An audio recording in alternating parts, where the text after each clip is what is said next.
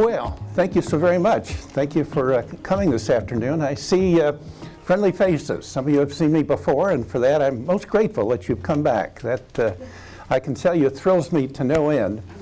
For those of you that have not seen me before, I'm Dan Ruminski, and I've become known as Cleveland Storyteller over the last 8 years. When I started 8 years ago, Cleveland was kind of on a mission downward, if you recall. There were a lot of negative stereotypes. All our sports teams were in the toilet. And I thought that it wasn't representative of this great area that we all live in. So I began to study Cleveland history, and I found that I could make people prouder of Cleveland by sharing this history with you. And so that became my mission, to make you prouder of Cleveland through this great, great history. And to kind of overcome negative stereotypes. We've all met people that are negative about Cleveland, and by sharing some of this history with them, I think we could convert them to people that love this area as much as we do. To date, I've spoken in front of 40,000 people. It shocks me to no end to say it. Over 600 presentations, averaging about 70 presentations a year. And now we're doing convention business, and it's marvelous to get out-of-towners, and they're as interested in Cleveland history as we natives. So that again thrills me to no end. As you can imagine, I get all kinds of questions about history. There's one that seems to puzzle me, but I do get it. How tall are you? And so for those of you that are interested, to get that out of the way, I am 6'6" and holding. I thought surely that'd be enough.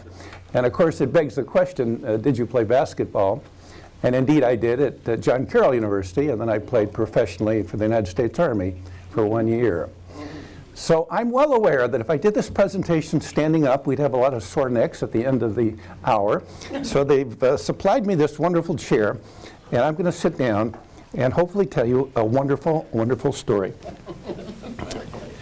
I think before we get in the actual story about John D. Rockefeller, which is fascinating, I believe, to all of us, including me, we kind of have to set the tone about what Cleveland was all about and how did we produce a Rockefeller. And so we have to go back to 1885. Cleveland, Ohio, the wealthiest city in all the world. In all the world. And we weren't the biggest. We were probably number 10. So that's quite a statement, to say we were the wealthiest and we weren't by far the biggest. And if that were not enough, we had all the wealth living on a little avenue called Euclid Avenue, Millionaire's Row. You want to have fun sometimes, drive from East 9th Street out past the clinic, East 105th Street, and visualize mansion after mansion after mansion. 250 homes over 4 miles. And on that street lived over 1/2 of the world's millionaires. Mind-boggling. Within a 4-mile stretch, 1/2 of the world's millionaires. So just those two statements, I think you get an idea how grand this Cleveland was. And sometimes I get asked, Dan, who called Euclid Avenue the grandest, most beautiful avenue in all the world? And it kind of surprised me when I read this. It was none other than Mark Twain. And we all know Mark Twain, and we've probably read some of his work. And it begs the question, how did Mark Twain know? I taught history, I never put him in Cleveland. Mark Twain lived with a family that you might recognize called Severance. And there were 3 Severance brothers. They all had mansions on Euclid Avenue. Twain not only lived with them, but he traveled with the Severances and other families off the Rowe all over the world.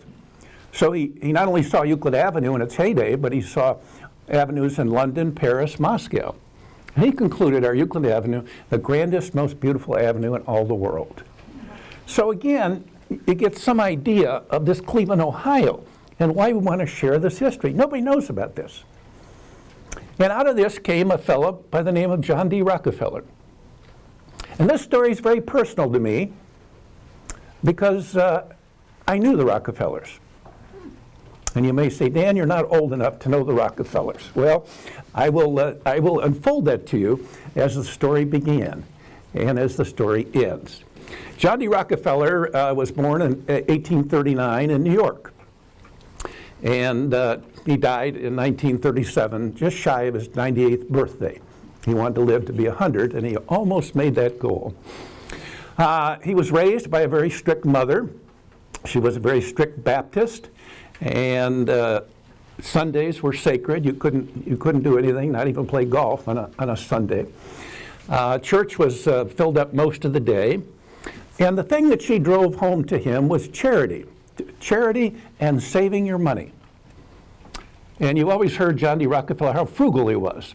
And that side of it came from his mother. She taught him frugality, but she taught him charity, and it was kind of a 10% deal. That no matter how little you made, you had to give 10% to charity. So this was ingrained in him from a very young age, and of course it mushroomed as he became more and more successful.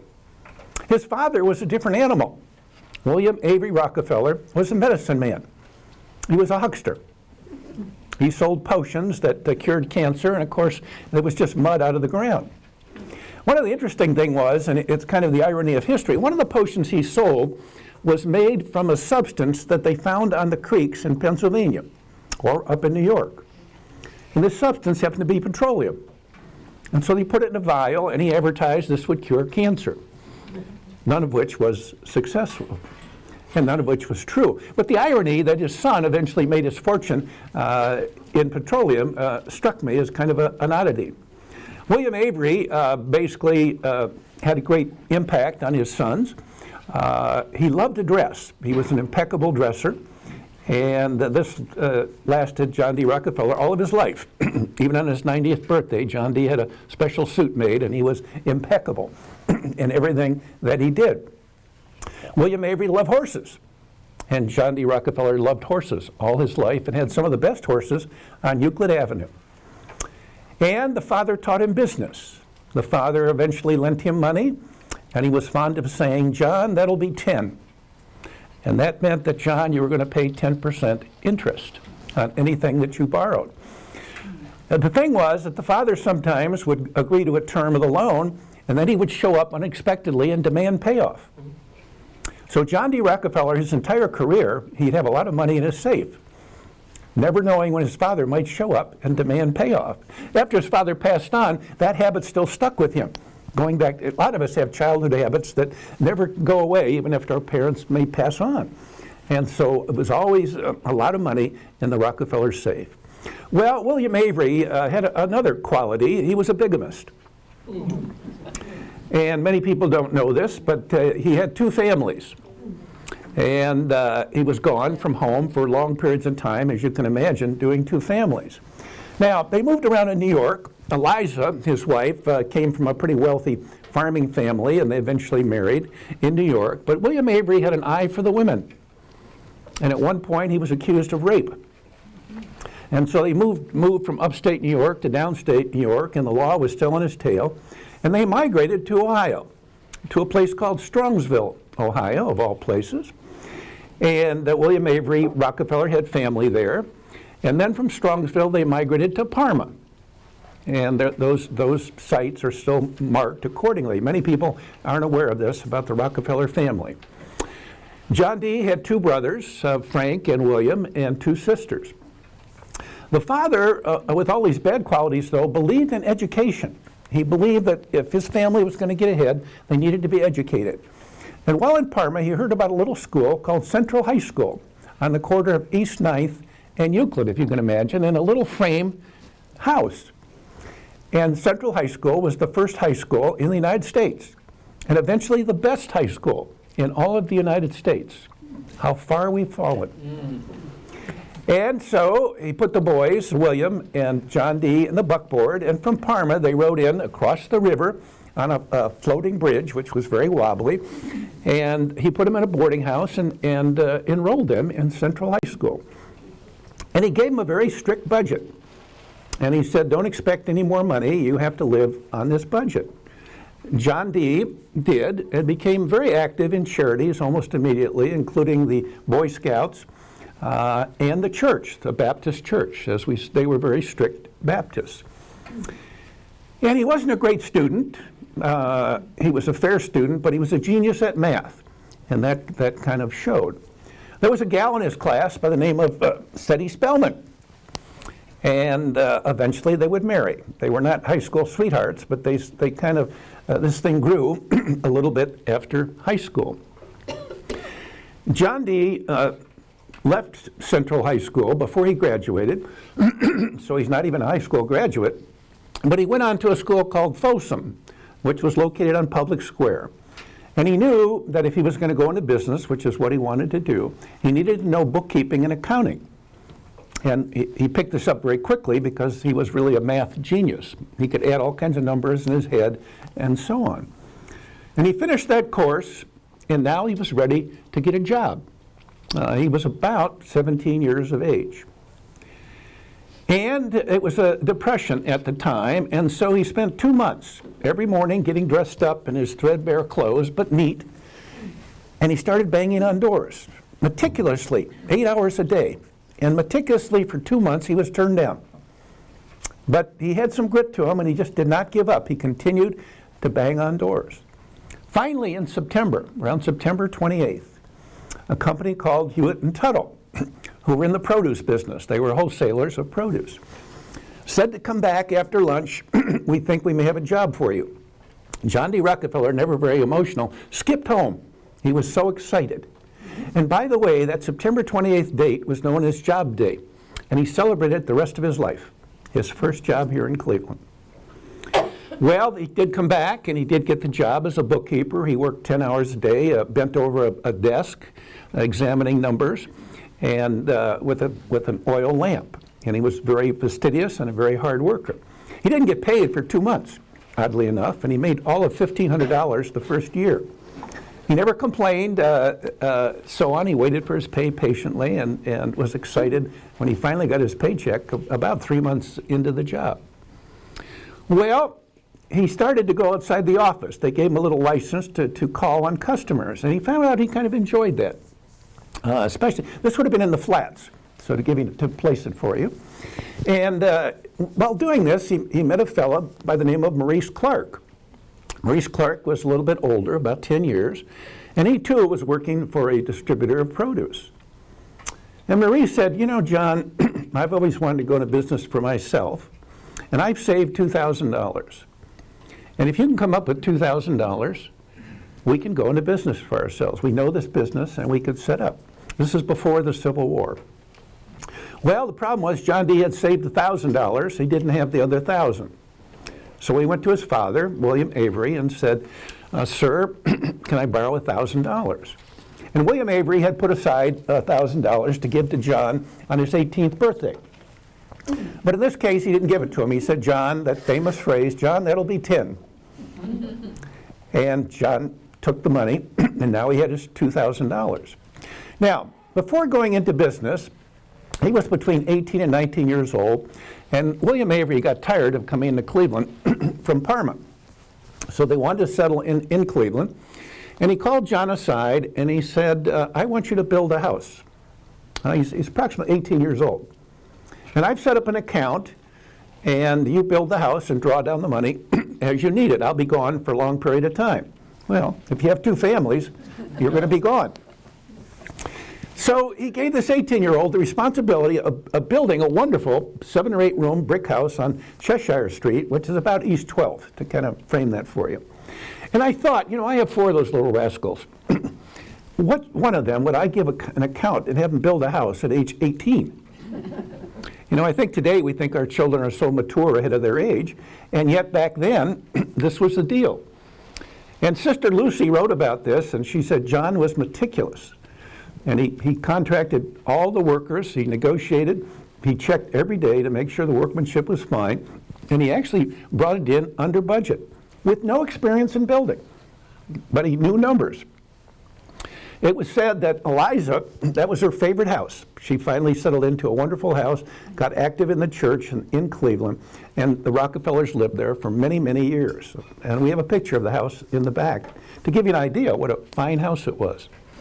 Well, John D. and Maurice Clark did go into business, and they hit it just perfectly. They hit it just before the Civil War. And what does an army need? It needs a lot of food. And that was the business John D. was in. And they did extremely well. Many people have forgotten that when John D. Rockefeller was about 22 years of age, he was already almost a millionaire from the produce business, not from oil. And as he walked around Public Square in his top hat and fully dressed, he was being called Mr. Rockefeller. He already had a reputation about building. Now, as the produce business expanded, John D. Rockefeller needed more money. And the leading banker in Cleveland was a fellow by the name of Truman Handy. And he had a mansion in the theater district. If you know, probably all of us know where that is. And he went to Mr. Handy and he said, I need a loan of $2,000. And the banker said, yes, I'll give you the loan. He said, I see you all the time volunteering at the YMCA and I'm on the board. And I want to let you know that your presence didn't go unnoticed. And therefore, I'm going to give you the loan. I'll take collateral as your receipts, and you'll have your first loan. John D. Rockefeller never forgot that.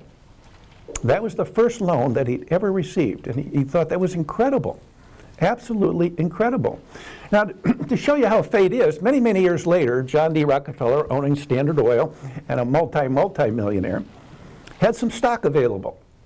Truman Handy is about ready to retire at that point, and John D. Rockefeller goes back to him and said, I've got some stock I'd like you to buy. You'll be a millionaire, multi-millionaire, as anybody that owned Standard Oil stock was. And Truman Handy said, I'm sorry, I just don't have that amount of money right now. I can't do it. And John D. said, I'll lend you the money. I'll lend you the money. And indeed he did. And the stock did mushroom, and Truman Handy never forgot that. But I like that sequence of events. John D. Rockefeller, obviously a hard worker and successful, but got noticed because he volunteered. And when I talk to young people, and all people in general, but young people, you know, understand the importance of volunteering. Not that you do it for any other motive except volunteering, but you never know who's going to notice you.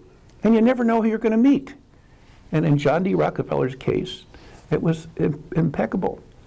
Later on, as he got into his own business and was on his way to Standard Oil, the owners of Hewitt and Tuttle, who were fairly wealthy, had an opportunity to buy Standard Oil stock. Same thing. His former employees couldn't afford to buy it, so he gave them the money. He said, I'll lend you the money. So he went from employee to ellipsing these very, very wealthy people. Well, after the Civil War, as we know, just before the Civil War, actually, oil was discovered in Pennsylvania. And although John D. was doing produce, they started dealing in barrels of oil. And John D. didn't like the business because the barrels leaked. And you can imagine having leaky oil in your warehouse that does food is not a good idea. And the more he analyzed this, he said, you know, the way to make money is not selling barrels of oil, it is to refine the oil. And so he goes to his partner, and they go into business starting refining oil just after the Civil War. And they were quite successful. So much so that John D. was losing interest in the produce business. And he had a falling out with Maurice Clark's brother. And John D. was not the easiest guy to get along with, but when he had a falling out, he was done. And it got so bad that he called Maurice. He said, we have to have a meeting at my house. One of us has to buy the other one out. That this cannot not continue. So they had a meeting with attorneys and all of that at John D.'s house on Cheshire Street. And they began bidding on the produce company. The oil company was separate. And the bidding kept going up, got up to $78,000, which was all the money in the world. And Maurice Clark thought John D. could never come up with that amount of money. Now, there was a key player in all this, Sam Andrews. Sam Andrews came into the oil business with Rockefeller and Clark very early. And he was an expert chemist. He was taking petroleum and doing things with it that no one else had done by refining it, making it safer. Their ultimate goal was kerosene. Well, early on, kerosene was impure, and in many people, their lamps were exploding. There were many, many accidents throughout the United States because of kerosene. Sam was a great chemist, and he refined it so purely that Rockefeller eliminated, to a large extent, the danger of kerosene. This is how innovative he was. So whoever wound up with the oil company, it was very important that Andrews be aboard. Rockefeller, before the meeting, got together with Andrews and said, are you coming with me regardless of how this turns out? And Sam Andrews said, yes, I'm coming with you, unbeknownst to Maurice Clark. So the bid got up to $78,000. Maurice Clark thought he had outfoxed Rockefeller, wasn't going anywhere. Rockefeller said, I'll have a check for you tomorrow.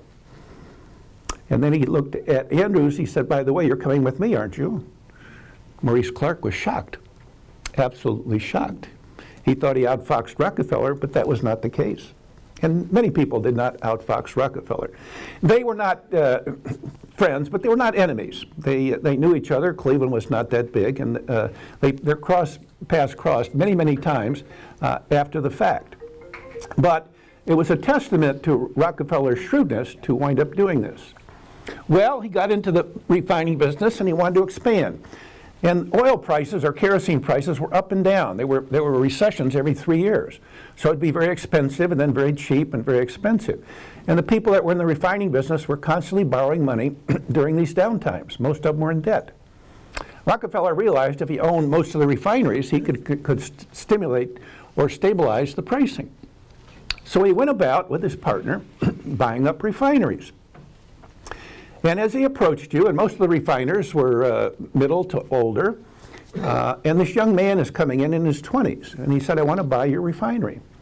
And I'll give you two options. I'll pay you cash, or you'll take stock in my company. And he said, if you take stock in my company, you'll become a multimillionaire. And those that did, did. Those that didn't were very bitter against Rockefeller. And they started a lot of rumors about how bad a businessman he was and how ruthless he was. And that's where you hear a lot of this anti-Rockefeller literature. Well, the problem was the refiners were so in debt that Rockefeller had a fellow that would go in and do an inventory. And they said he was so thorough he'd count the bristles on a brush to make sure that Rockefeller had an ideal number. And many of the refineries weren't worth anything or worth very little. They were worth much less than the debt.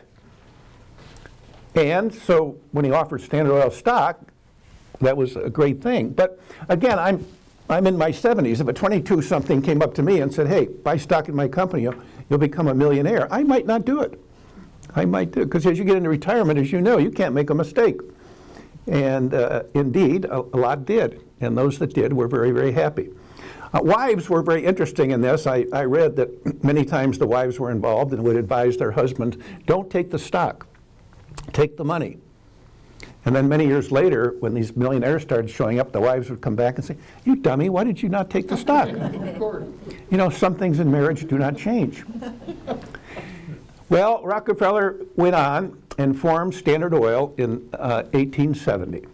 And the rest is kind of history. He built the biggest corporation in the world. He became the world's first billionaire and controlled over 90% of the refineries in the world. Or the amount of petroleum they refined was 90% of the supply. In the interim, he did marry Seti. She was from Akron originally, and they married in a small church in Akron, Ohio. Went on their honeymoon in Niagara Falls. And it was interesting. He was not a great personality, rather stern, but when he fell in love, the workers at his plant said, the boss must be in love. His whole demeanor was different. He was more outgoing and more cheerful during the day. Seti was a wonderful gal and came from a somewhat wealthy family and was a great addition to Rockefeller. They were both strict Baptists. They believed in all the strictness that went with that, including church all day Sunday. You couldn't do anything on Sunday, as I mentioned, not even play golf, not even play cards. It was just school. They belonged to a Baptist church on Euclid Avenue, and most of Sunday was spent at the church. John D. Rockefeller was a steward of the church, and he was the chief Sunday school teacher. His house, eventually he bought on the corner of East 40th and Euclid, on the south side of the street. And it wasn't one of the biggest. It was actually one of the smallest on Euclid Avenue, as he was not pretentious. And he paid all of $60,000 for it in 1868. One thing he did do is he wanted more room for his horses.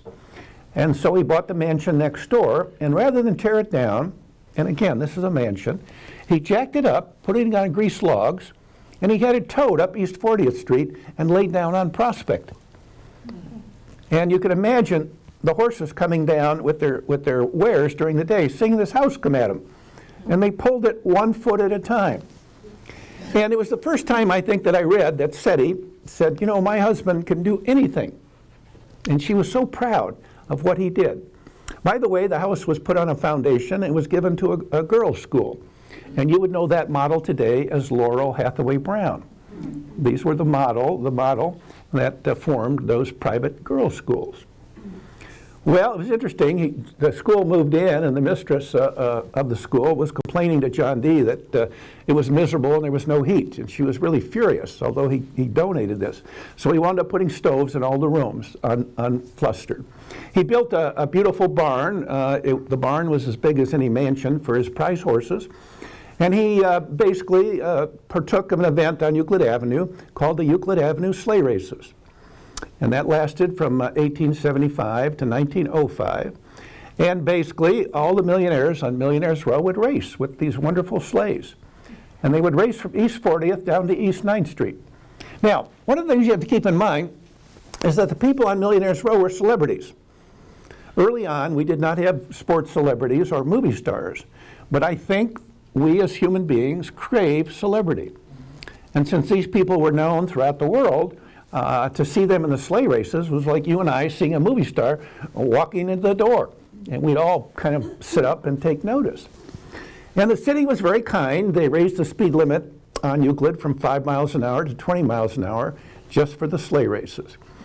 And it was very informal. They breeded these trotters. And if you've ever been to the Racino, that wonderful complex, the roots of that come from Euclid Avenue, Millionaire's Row.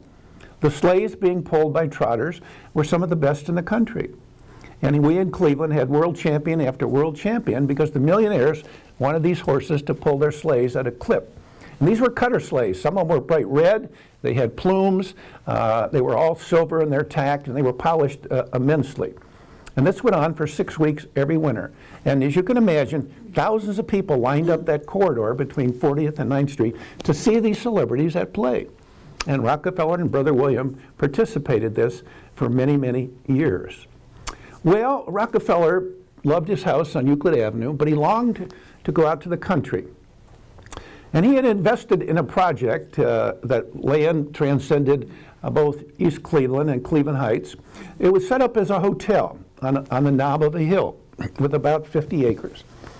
And it was going to be a spa. The doctors of the day recommended get out of the city and go to the country and recoup. It was natural medicine, homeopathic medicine. So Rockefeller thought it'd be a good idea to invest in a hotel that did this. In fact, he bought a little railroad, and from Cleveland, you could go out to East Cleveland on Rockefeller's railroad. And lo and behold, he misguessed. One of the few times he misguessed, and there was a kind of a recession, and the hotel never took off. So it went into bankruptcy. Well, he was part owner, but he let it go into bankruptcy. Then he bought it for pennies on the dollar, typical Rockefeller. And it was a beautiful frame house, gigantic, probably, as best I can tell, 20,000 square feet. And he also began to buy up other property, both in East Cleveland and Cleveland Heights, a total of about 700 acres. And he decided to put his estate out there. You would know it as Forest Hill. And if you drive through that area, it's a marvelous area. He put a lake in, and that lake is still there, and it's still park-like in many of the settings. Rockefeller loved the country. He loved to swim. He loved to bicycle. He loved to chop wood. And all of this he could do. It was a working farm. They had cows and chickens and orchards and crops. He employed 50 to 60 people on the farm full time. And of all the houses that he's owned, both he and his wife Seti, that was the one that they loved the very, very most. Now, we said Rockefeller was very frugal, and Seti equally was very frugal, so much so that she passed down baby clothes from child to child. And it was okay with the daughters, but once Junior, the son, got the baby clothes, that was not too good. And I think he suffered a complex the rest of his life. And we have pictures of him in his sister's baby clothes. So you talk about frugality. That indeed was the case. Well, Rockefeller's life was not all pleasant. He basically suffered a disease that many people are unfamiliar with or were unaware Rockefeller had it. It was called alopecia. And this was a disease where you lose every hair on your body. And some say it's caused by nerves. There's a whole litany of causes. And Rockefeller had a lot to be nervous about because as Standard Oil grew, there was jealousy. And in particular, the United States government, Teddy Roosevelt, didn't like Standard Oil. And he began to make life miserable for John D. Rockefeller. They were suing at every angle. Now, at the time also, wealthy children were being kidnapped. So when they were at Forest Hill, it almost became an enclosed fort They had Pinkerton guards that roamed the grounds. It was all fenced in. They had a gatehouse with gigantic gates. Nobody could get in without going through that. And so they didn't mind. They weren't very social animals, but they would leave to go to church, and then they would spend most of their time at the estate until this thing was settled. One of the things that happened when John D. lost his hair, and he was under great pressure at the time, as you can imagine, he thought at one point, I think, he was going to go to jail. I'm convinced, although you don't see it in print. Once the government comes after you, you don't have a lot of choices. And Teddy Roosevelt hated him, absolutely hated him. Oddly enough, Teddy Roosevelt got the job because President McKinley was assassinated, who Rockefeller supported.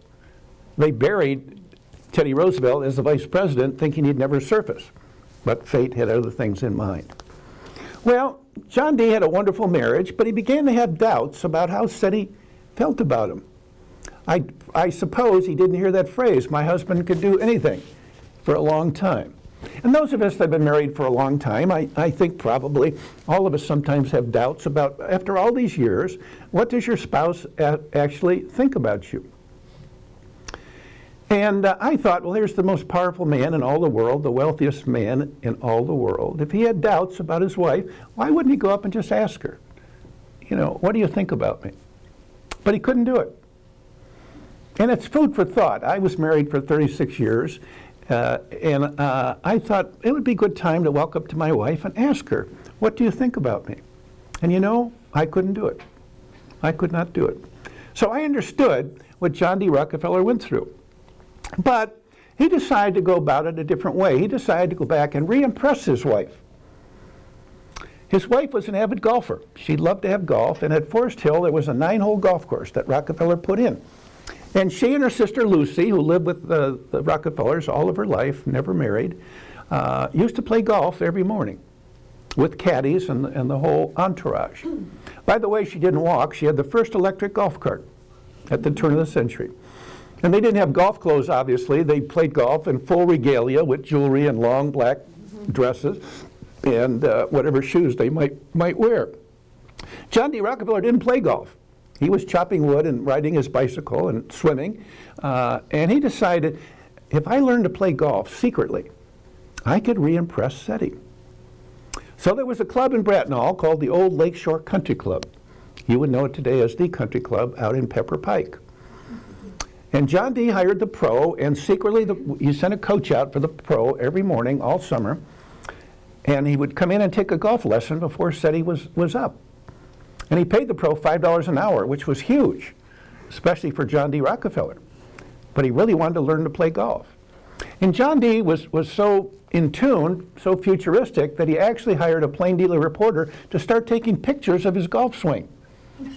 Something that we golfers do all the time today with videotape and think nothing of it. But back then, that was quite remarkable to even think of this. And he practiced, and all of this unbeknownst to SETI. Well, the summer passed on, month after month, for 3 months. And the Rockefellers just summered at Forest Hill, and then they went to New York for the winter. And so it came time at the end of the summer to re-impress SETI. And he took a September morning, and SETI and Lute were about to tee off, and John D. Rockefeller said, hold it. Let me show you how to play golf. If you women play golf with your husbands, you know what that is. I do with my wife, Jane. And, you know, no, my pro told me this, you're not going to tell me this.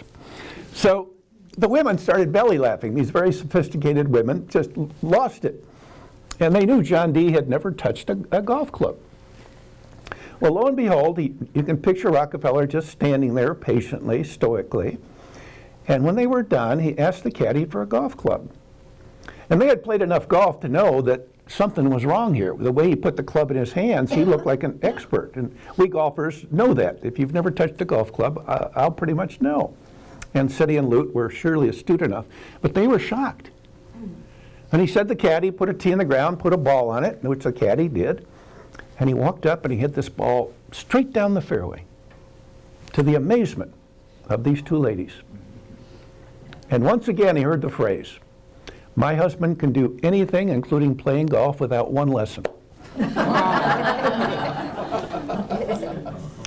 a little story about John D. that very few people know. Well, John D. went on, and he had famous foursomes that played at Forest Hill, one of which was his doctor, Dr. Hamilton Bigger. Hamilton Bigger was the head of Huron Road Hospital. And he went to the doctor and he said, I want you and I, they were of similar age, to be able to play golf on our 100th birthday. What do we need to do? And Bigger said, well, we'll go on this diet, which part of it was barley and milk. And John D. was not a big eater to begin with, but Bigger put him on a special diet. Now, Bigger was rather heavy set. I don't think he went on the diet.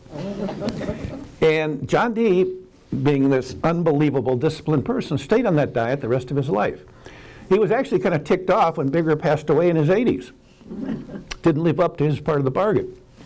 John D. played golf the rest of his life, had golf courses on every one of his estates, one in New York, one in New Jersey, and one in Florida. And last time he played golf, he was about 94. And it was like a menagerie. When he played golf, he had a caddy. He had a bicycle, and somebody pushed him on the bicycle from shot to shot. Another fella held an umbrella over his head, and another fella yelled, keep your head down. And then about 15 reporters at every shot. And so this was a very famous last 9 holes that he played. When he got older, he didn't play 9 holes anymore. He played 2 or 3 holes, and he said, I'd love to play 2 good holes than 9 bad ones, as he ran out of energy. But this was quite special. Said he died, by the way, in 1915. As he said, John D. lived till 1937. And he was very pent up, and as we said, very disciplined. But as he got older, in the 1920s, he changed. He always wore black suits and very conservative garb. He started wearing loud sport coats, all the things that the Roaring '20s brought in. And his son, Junior, his only son, said, oh, my dad's got 50 sport coats in the closet. Now, not racy in terms of what we would think, but now he's getting into whites and things that he never wore. And he loved to put about 3 limousines together, and he'd like to take ladies out for rides in the country. And at one point, the ladies would jump out of the car as the car came to a stop, and they would race to go to the car in back of them. Well, John D. got wandering hands, as I understand it. Appropriate for this thing we're in today, I suppose. He would have been accused of all these things that men are being accused of. And this went on for a good bit of time. Nobody reported him, obviously, but so out of character for John D. His whole career, he didn't talk to the public and didn't talk to publications. But later on, he began to open up and tell the story of Standard Oil and how they started. And interesting to note, many of us are in business, we never know where it's going to go. And he said, you know, I never thought it would get nearly this big. They had no idea how big it would get. John D. was invested in a lot of businesses. Oil was shipped in wooden barrels eventually. And he realized that they would cut a forest down and ship the wood to the barrel factory and make it. And he figured out that he was paying for all the water in that wood. So he set up kilns at the forest. And he dried out the wood before it went on the railroad, and he saved a fortune in shipping charges.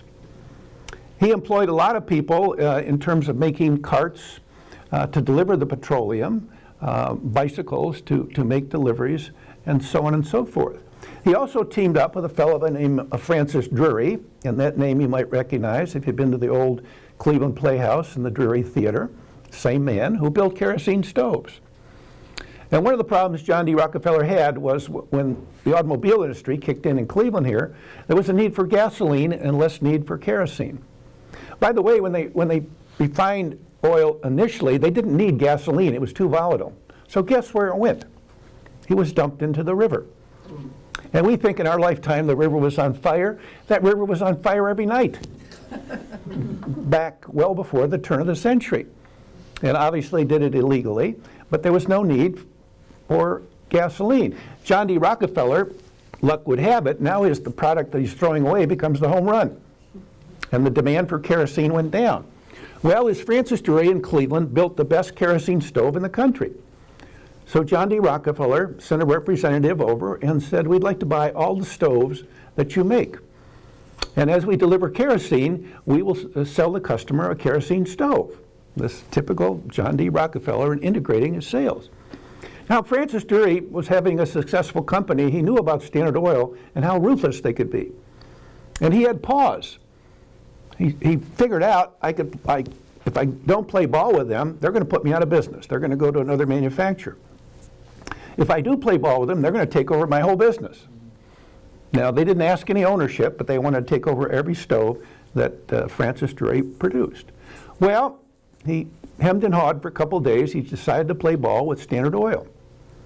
And between 1905 and 1915, he sold over 5 million stoves, became a multi-millionaire. He built a little mansion you would know it as Gilmore Academy. That was his Cedar Hill farm. And his mansion on Euclid is still there. It's one of the 4. It's across from the Cleveland Playhouse, owned by the Cleveland Clinic. I've given many talks there about the Drurys and this little relationship with John D. Rockefeller. But what was interesting, afterwards, when Drury, at the encouragement of his son, wrote his autobiography, he tells a story about his relationship with Standard Oil. And he said it was the best relationship he'd ever had with any business partner. He said they were impeccable. They paid their bills ahead of time. He said they spent a lot of money on research and development, any amount that he wanted.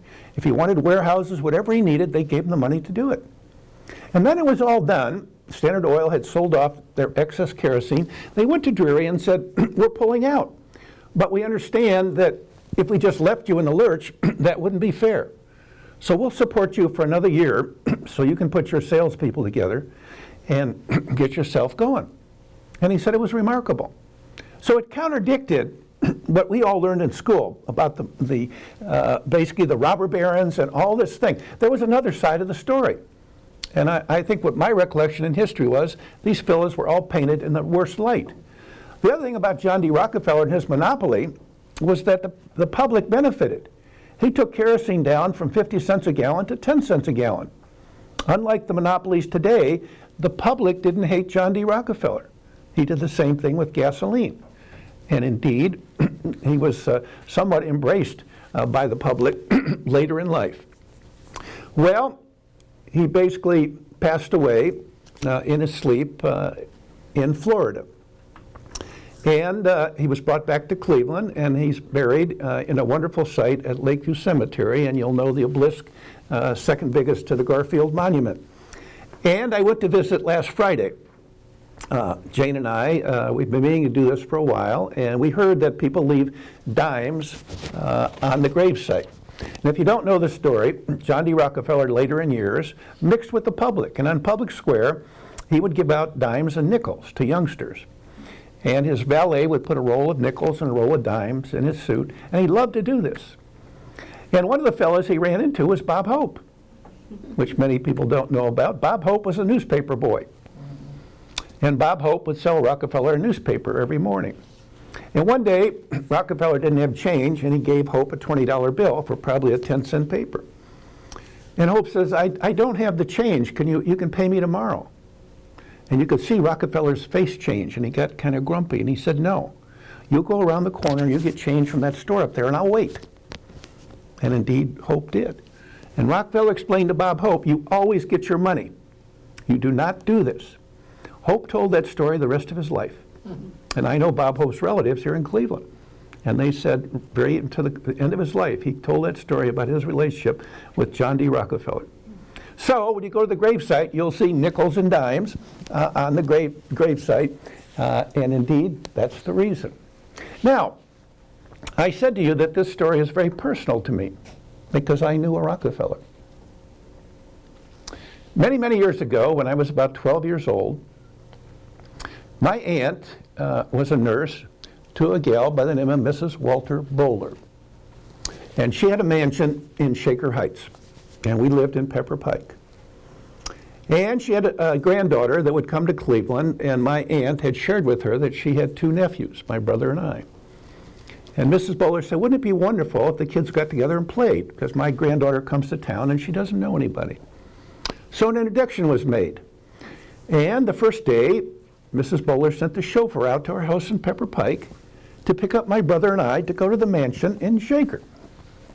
And we thought this was unbelievable. We had read about this stuff, And we had heard maybe she was related to a Rockefeller, but as children we weren't that interested. And we would go there for lunch, and indeed it was a formal lunch. She had 5 servants that lived in the house, and you had 2 cooks and 2 servers, and she loved to eat. She was an invalid in a wheelchair at that time in her late 70s. And at one point in the meal, a bowl showed up of hot water. And I almost drank it, not knowing it was a finger bowl. Fortunately, I didn't, and I saw Mrs. Bowler washing her hands, something you don't see today. And then I looked at the napkin, and it was so beautifully embroidered, I was afraid to use it, so I would bring a Kleenex and dry my hands. And we had a wonderful lunch, and we as youngsters obviously were not used to this. We were at a tour of the home, and there was bedroom after bedroom after bedroom. And I said to the little who lives here? Or who? Nobody. They're just bedrooms.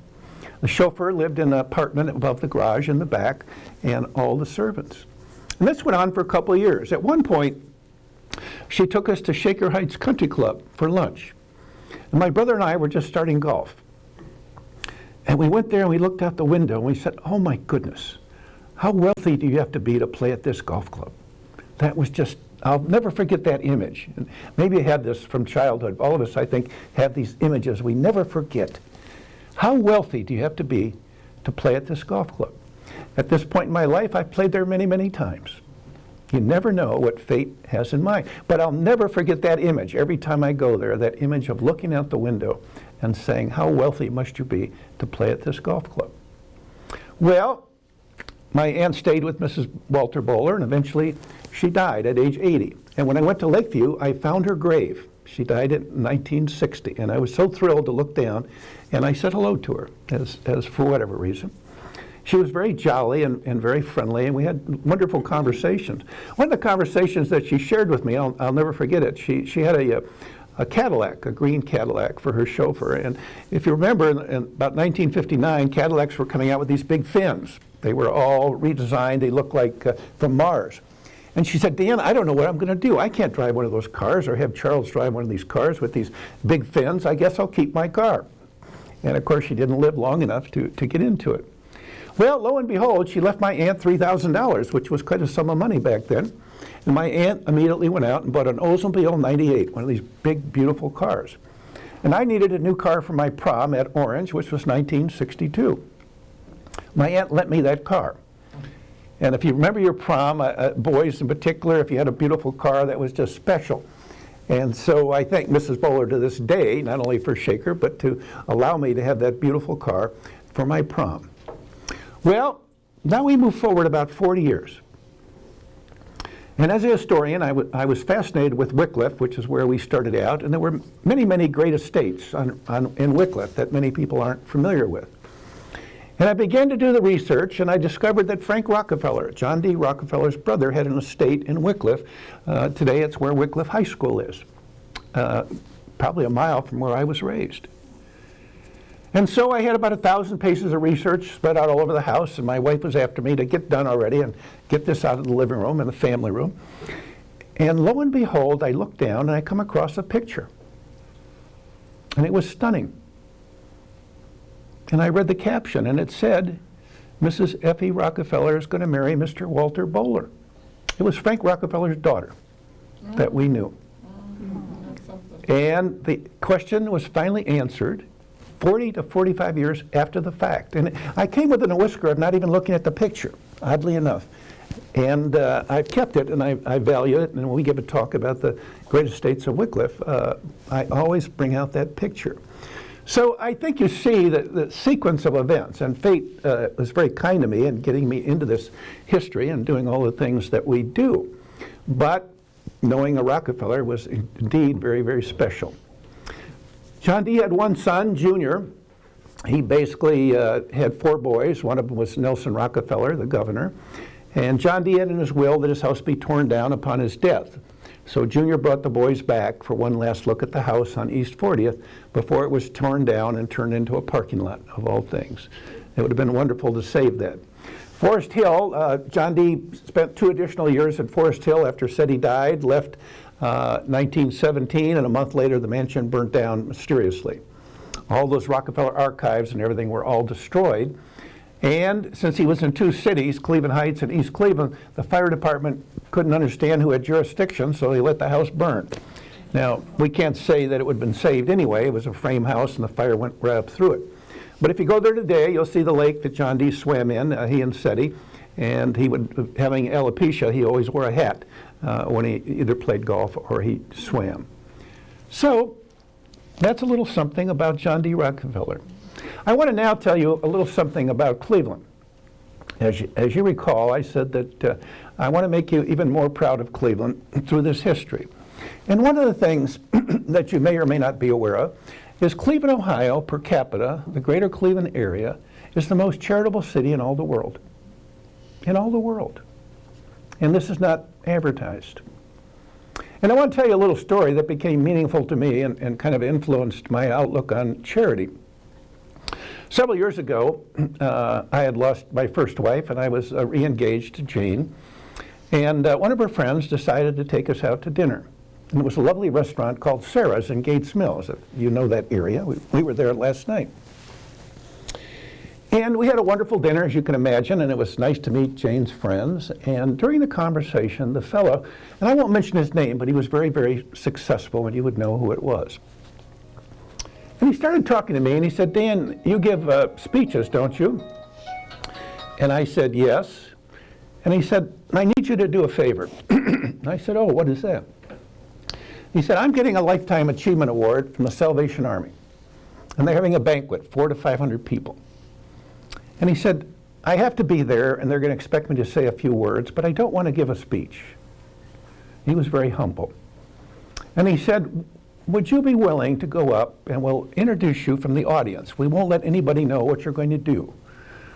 But when I'll say 2 minutes, then I'll say there's a fellow in the audience that knows something about charity in Cleveland, and can we coax him up? Let's bring him up here. Maybe he'll say a few words for us.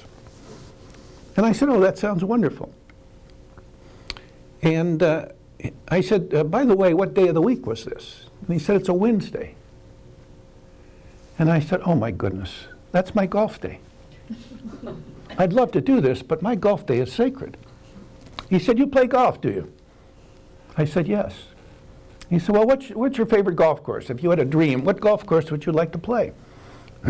I said, well, I'd always love to play Arnold Palmer's golf course called Laurel Valley up in Pennsylvania, as I'm a big fan of Arnold Palmer's.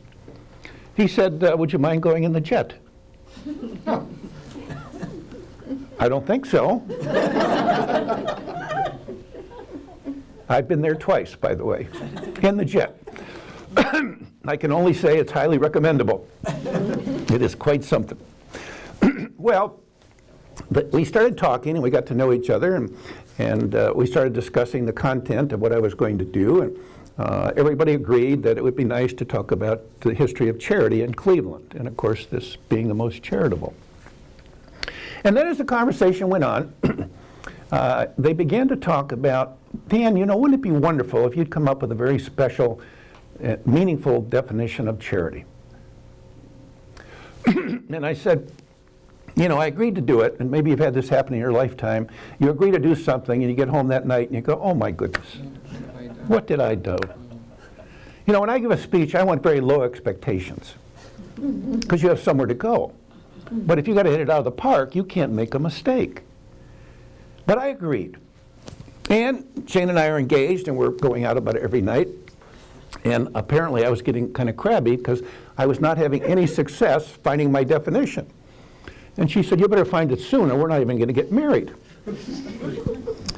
Well, oddly enough, and you've seen in this whole story, things happen that are unexpected. And as I mentioned to you, I give talks for the Cleveland Clinic in the Drury mansion, which they've renovated, and it's one of the 4 mansions that are still left out of 250. And I thought I should know some history about the clinic. And so I began studying, and I realized that they had a horrific fire in 1929 in September that killed many people. And they didn't burn to death, they smothered to death. X-ray film caught fire, the fumes they were unfamiliar with, and they suffered a horrific death. It was terrible. 3 weeks later was the Great Depression. Those 2 strikes would have knocked any entity out of business. And yet fate had something else in mind, and today we have the Cleveland Clinic. Well, that being said, I read about the founders of the clinic. Dr. Cryle, most of us are familiar with, one of the founders. But there was four altogether. One, and my favorite, was Dr. John Phillips, that nobody hears about. And Dr. Phillips treated patients. He risked his life, and he went home and he died that evening from asphyxiation, a very horrific death. He gave his life for his patients. This, to me, said something about the clinic, or at least the founders of the clinic, and how dedicated they were. So I began to read about Dr. Phillips, and lo and behold, I looked on the page and I found what I thought was my perfect definition for charity. So what was it that Dr. Phillips said that caught my eye? He said, every patient coming into our clinic will feel the touch of human kindness. And isn't that a marvelous definition for charity? And I went home that evening to pick up Jane to go out to dinner, and she looked at me and she said, you found your definition, didn't you? My demeanor was totally different. And she said, Dan, I've known you for a long time, but you're different tonight. Something else, there must be more to the story. And I said, yes, and I don't know why, but when I read that, I realized, for whatever reason, that everything I have is borrowed. I don't own anything. My heart, for example, it's programmed with so many beats. I can exercise, I can watch my cholesterol, I can do all the right things. But our Creator put so many beats in there, and when it's done, it's done. But then it struck me that our Creator armed each and every one of us with the touch of human kindness. And He put no limit on it. You can use as much or as little as you'd like. You're part of this community, this fabric we call Cleveland. So you're using that touch of human kindness probably to its full extent. Every one of you in this room supports a charity, probably multiple charities. We all add to that statistic. That just doesn't happen. And in my mind, we as Clevelanders are using that wonderful touch of human kindness. Well, obviously, I went ahead and we did the convention, and the definition hit home. People realized it. In fact, Jim was rather embarrassed because people swarmed his table afterwards, 500 people. And what a wonderful idea he had, unbeknownst what I was going to say to its fullest extent. And Jane and I snuck out, and we let Jim have his moment, and it was absolutely marvelous, marvelous. So the next time you meet somebody that's negative about Cleveland, and we've all had the experience, we go out of town, where are you from, Cleveland, and you get the look.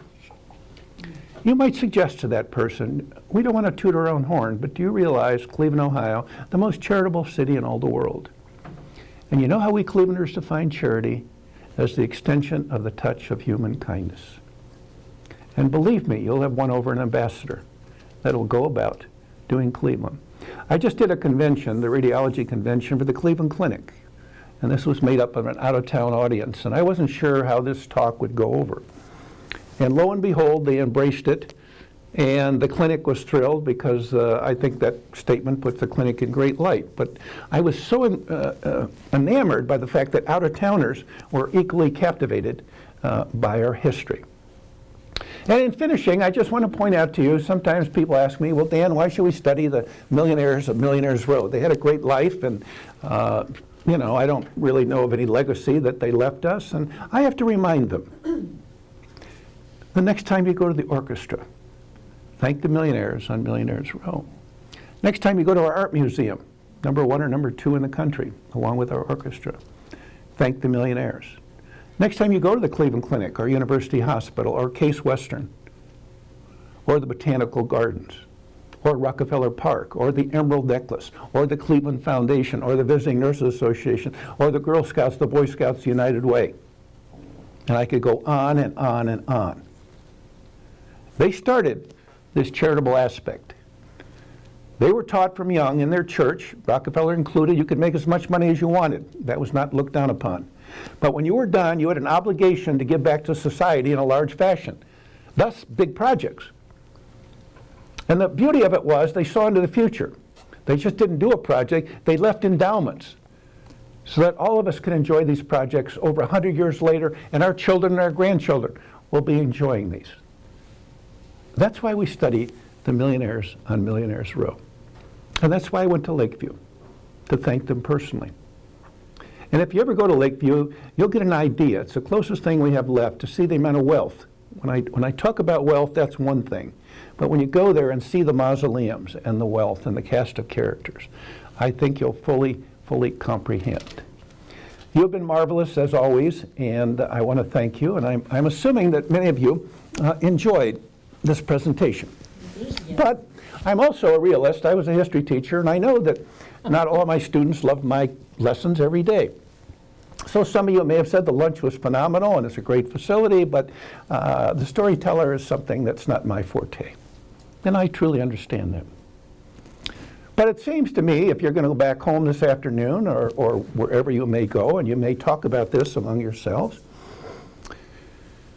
when I go home to Jane tonight, and we now have been married over 5 years, we're going to talk about you.